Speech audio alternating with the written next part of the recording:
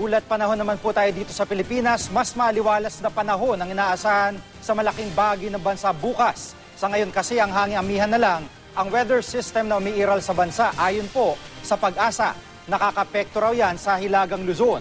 Base sa datos ng Weather Central, maaring makaranas ng mahihinang pagulan sa bahaging yan.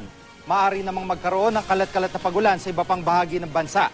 Tiyak naman na magiging masaya ang pagdiriwang ng pagpasok ng Chinese New Year dyan sa Binondo, Maynila. Mababala kasi ang tsansa na magkaroon ng pag-ulan bukas. Ganyan din po inaasahang panahon sa iba pang bahagi ng Metro Manila sa mga susunod na araw. Sa Visayas naman, ang silangang bahagi ang maaaring makaranas ng mahinang pag-ulan.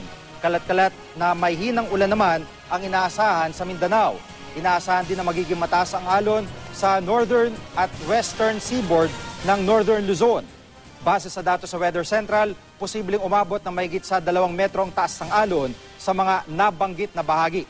At para po sa karagdagang weather update, puntahan lang ang website o Facebook page ng GMA Weather.